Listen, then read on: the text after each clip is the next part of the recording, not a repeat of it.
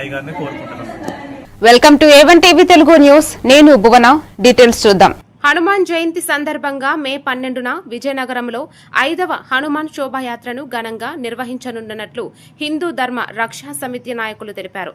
బాబామెట్టలో జరిగిన సమావేశంలో రాష్ట్ర కార్యదర్శి నందివాడ వేణుగోపాల్ మాట్లాడుతూ సాయంత్రం 4 గంటల నుంచి ప్రారంభమయ్యే ఈ ర్యాలీలో సుమారు 10,000 మంది హిందూ బంధువులు పాల్గొంటారని చెప్పారు. విజయనగరం కోట నుంచి హనుమాన్ జంక్షన్ వరకు ర్యాలీ కొనసాగనుంది. అనంతరం పాత పెద్ద ఆసుపత్రి గ్రౌండ్ లో ఆధ్యాత్మిక ప్రజా సమావేశం నిర్వహించనున్నట్లు వెల్లడించారు.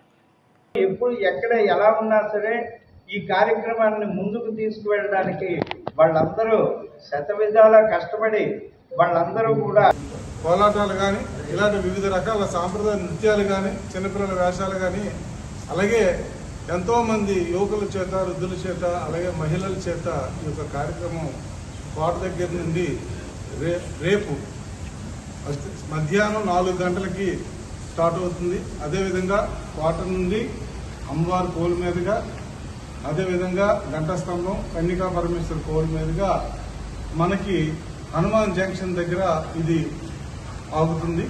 అదేవిధంగా ఈ భారీ బహిరంగ సభకి శ్రీ శ్రీ శ్రీ శ్రీనివాసానంద సరస్వతి రాష్ట్ర సాధు పరిషత్ అధ్యక్షుల వారిని అలాగే బీజేపీ అధ్యక్షులు మాధవ్ గారిని కూడా అతిథులుగా గెస్టులుగా పిలవడం జరిగింది. ఈ విధంగా ఈ కార్యక్రమాలు రేపు మనకు హనుమాన్ జయంతి కార్యక్రమాలు జరుగుతున్నాయి. ఈ కార్యక్రమాలు 3 రోజుల కార్యక్రమంగా రూపొందించడం జరిగింది. నిన్న భజన కార్యక్రమాలు జరిగాయి. ఈరోజు ప్రవచనకారులతో ప్రవచన కార్యక్రమం జరుగుతుంది. రేపు ఎవరైతే అతిథులుగా పిలిచామో వారి చేత ప్రసంగం జరుగుతుంది. ఈ విధంగా